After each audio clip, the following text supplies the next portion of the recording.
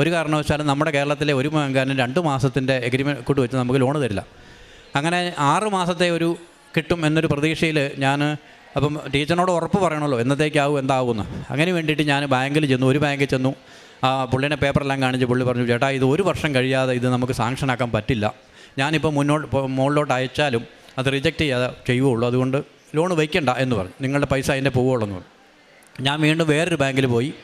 അങ്ങനെ ആ ബാങ്കുകാരനും ഇത് നിഷേധിച്ചു. അങ്ങനെ വിഷമിച്ചിരിക്കുന്ന സമയത്ത് ഞാൻ സാധാരണ എല്ലാ മാസങ്ങളും അല്ലെങ്കിൽ മാസത്തിൽ 2 പ്രാവശ്യമെങ്കിലും ഇവിടെ വന്ന് പ്രാർത്ഥിക്കുകയും പത്രം വാങ്ങി എല്ലാവർക്കും കൊടുക്കുകയും വിതരണം ചെയ്യാറുണ്ടായിരുന്നു. അപ്പോൾ ഞാനങ്ങനെ ഒരു കൂട്ടുകാരൻ്റെ വീട്ടിൽ പത്രം കൊടുക്കാൻ വേണ്ടി ഞാൻ ഇറങ്ങിച്ചെന്നു. പത്രം കൊണ്ട് കൊടുത്തു. അപ്പോൾ പുള്ളിനോട് ചോദിച്ചു, ജോർജ് കുട്ടി നിങ്ങളുടെ സ്ഥലത്തിൻ്റെ കേസ് എന്തായി? ഞാൻ പറഞ്ഞു, എൻ്റെ ഡെന്നീസ് എന്നാണ് ആ ചേട്ടൻ്റെ പേര്.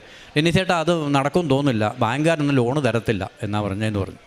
അത് കുഴപ്പമില്ല, നമുക്ക് എൻ്റെ ഒരു സുഹൃത്ത് SBIയിലൊരു മാനേജറുണ്ട്, നമുക്ക് പുള്ളി ഒന്ന് വിളിച്ച് സംസാരിക്കാം എന്ന് പറഞ്ഞു. പുള്ളി അപ്പം തന്നെ അവിടെ ഇരുന്ന് വിളിച്ചു കഴിഞ്ഞപ്പോൾ പുള്ളി ചോദിച്ചു, കുഴപ്പമില്ല, ജോലി ഉണ്ടായിരുന്നതിന് മുമ്പ് ഉണ്ടായിരുന്നു.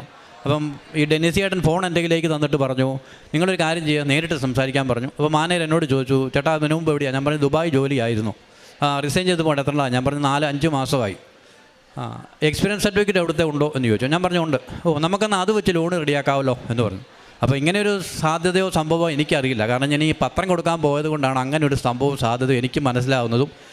അത് ജോലി രാജിവെച്ച് റിസൈൻ ചെയ്ത് പോകുന്ന ഒരാളുടെ പേരിൽ എക്സ്പീരിയൻസ് സർട്ടിഫിക്കറ്റിന് ലോൺ കിട്ടുമെന്ന് ഞാൻ എൻ്റെ ചരിത്രത്തിൽ എൻ്റെ ജീവിതത്തിൽ ആദ്യം കേൾക്കുന്ന അനുഭവമാണ്.